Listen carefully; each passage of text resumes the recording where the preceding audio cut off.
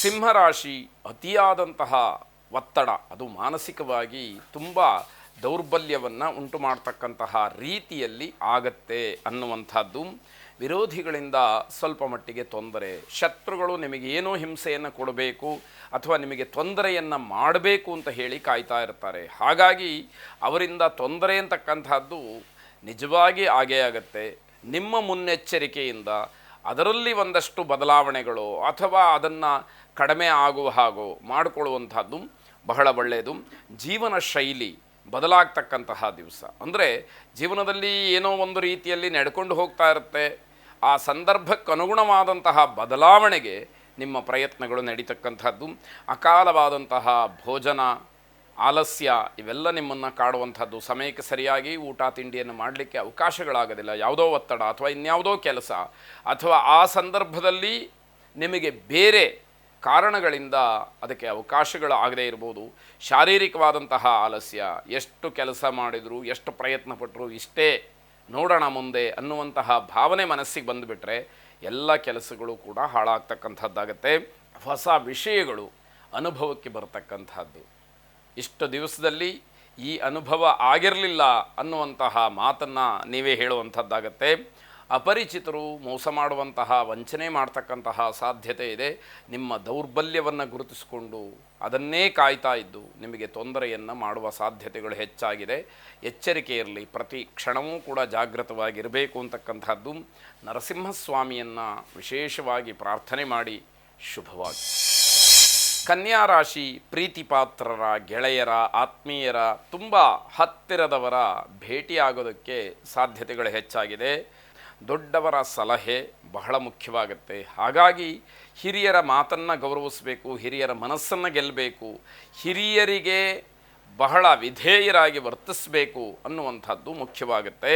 ಮನಃಶಾಂತಿ, ನೆಮ್ಮದಿಯ ವಾತಾವರಣ ಬೇಕು ಅಂತಾದರೆ ನಾವು ನಮ್ಮನ್ನು ಸರಿಯಾಗಿ ನಡೆಸ್ಕೊಳ್ಬೇಕು, ನಮ್ಮ ನಡೆ ನುಡಿಗಳು ಸರಿಯಾಗಿರಬೇಕು ಅನ್ನುವಂಥದ್ದು ಮುಖ್ಯವಾಗುತ್ತೆ. ಆದಾಯದಷ್ಟೇ ಖರ್ಚು ಇರುತ್ತೆ. ಹಾಗಾಗಿ ಹಣಕಾಸಿನ ವಿಚಾರದಲ್ಲಿ ಉಳಿಸಬೇಕು ಅನ್ನುವಂಥದ್ದೇನಾದರೂ ಇದ್ದರೆ ನೀವು ಅದರ ಬಗ್ಗೆ ಗಮನವನ್ನು ಹರಿಸಬೇಕಾದಂಥದ್ದು. ಧನ್ವಂತರಿ ಮಹಾವಿಷ್ಣುವನ್ನು ಪ್ರಾರ್ಥನೆ ಮಾಡಿ ಶುಭವಾಗಿ. ತುಲಾರಾಶಿ ಮನೆಯಲ್ಲಿ ಶುಭದಾಯಕವಾದಂತಹ ಚರ್ಚೆ, ಒಳ್ಳೆಯ ಮಾತುಗಳನ್ನು ಅಥವಾ ಒಳ್ಳೆಯ ಕೆಲಸದ ಬಗ್ಗೆ ಚರ್ಚೆಯನ್ನು ಮಾಡ್ತಕ್ಕಂಥದ್ದಾಗತ್ತೆ.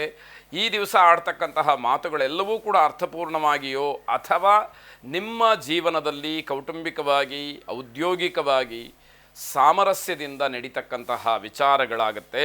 ಹೊಸ ಸಂಬಂಧಗಳಲ್ಲಿ ಕಿರಿಕಿರಿ ಉಂಟಾಗ್ತಕ್ಕಂಥದ್ದು ಸಹಜವಾಗಿರುತ್ತೆ. ಯಾವುದೋ ಇತ್ತೀಚೆಗೆ ಸಂಬಂಧಗಳು ಅಥವಾ ಇತ್ತೀಚಿನ ಒಂದು ಬಂಧುತ್ವ ನಿಮಗೆ ಏನೋ ಮಾನಸಿಕವಾದಂತಹ ಕಿರಿಕಿರಿಯನ್ನು ಉಂಟು ಮಾಡ್ತಕ್ಕಂತಹ ಸಾಧ್ಯತೆ.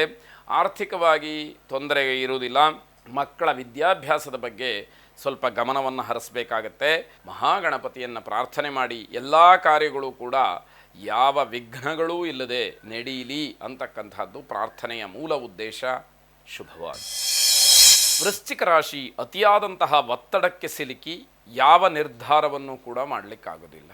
ಆಲೋಚನೆಗಳು ತುಂಬ ಬರುತ್ತೆ, ಆಯ್ಕೆಗಳು ತುಂಬ ಇರುತ್ತೆ, ಗೊಂದಲವನ್ನು ನೀವೇ ಸೃಷ್ಟಿ ಮಾಡಿಕೊಳ್ತೀರಿ. ಮೇಲಿಂದ ಮೇಲೆ ಒತ್ತಡ, ಯಾವ ನಿರ್ಧಾರವನ್ನು ಮಾಡಿದರೆ ಒಳ್ಳೆಯದು ಅನ್ನುವಂಥದ್ದು ಗೊತ್ತಾಗ್ತಾ ಇಲ್ಲ. ಹಾಗೆ ಅನಿಸುವಂತಹದ್ದು ಯತ್ನ ಕಾರ್ಯದಲ್ಲಿ ಜಯವಾಗತ್ತೆ. ಯಾವ ಕೆಲಸಕ್ಕೆ ಪ್ರಯತ್ನವನ್ನು ಮಾಡ್ತೀರೋ ಆ ಕೆಲಸದಲ್ಲಿ ಜಯವಾಗುತ್ತೆ. ಆದರೆ ಪ್ರಯತ್ನ ಮಾಡ್ತಕ್ಕಂತಹ ಸಮಯ, ಸರಿಯಾದಂತಹ ನಿರ್ಧಾರ ಬಹಳ ಮುಖ್ಯವಾಗುತ್ತೆ. ನಿರ್ಲಕ್ಷ್ಯದಿಂದ ಆರೋಗ್ಯ ಸಮಸ್ಯೆಯನ್ನೇ ಎದುರಿಸ್ತೀರಿ. ಅಂದರೆ ಬೇಜವಾಬ್ದಾರಿತನದಿಂದ ವರ್ತಿಸಿದಾಗ ಚೆನ್ನಾಗಿರ್ತಕ್ಕಂತಹ ಆರೋಗ್ಯವೂ ಕೂಡ ಹಾಳಾಗ್ತಕ್ಕಂಥದ್ದು ಅದರಿಂದಲೇ ಅನ್ನುವಂಥದ್ದು ಗೊತ್ತಾಗುತ್ತೆ. ಸರಿತಪ್ಪುಗಳ ಬಗ್ಗೆ ಬಹಳ ಕೂಲಂಕಷವಾಗಿ ಆಲೋಚನೆಯನ್ನು ಮಾಡಿ ನಿರ್ಧಾರವನ್ನು ಮಾಡಿ. ಸರಿತಪ್ಪುಗಳ ವಿವೇಚನೆ ನಿಮಗಿದೆ, ಆದರೆ ಆ ತಾಳ್ಮೆಯನ್ನಿಟ್ಟುಕೊಂಡು ಮಾಡಬೇಕಾದಂಥದ್ದು ಅತಿ ಮುಖ್ಯವಾಗುತ್ತೆ. ಶರಭೇಶ್ವರನನ್ನು ಪ್ರಾರ್ಥನೆ ಮಾಡಿ ಶುಭವಾಗಿ.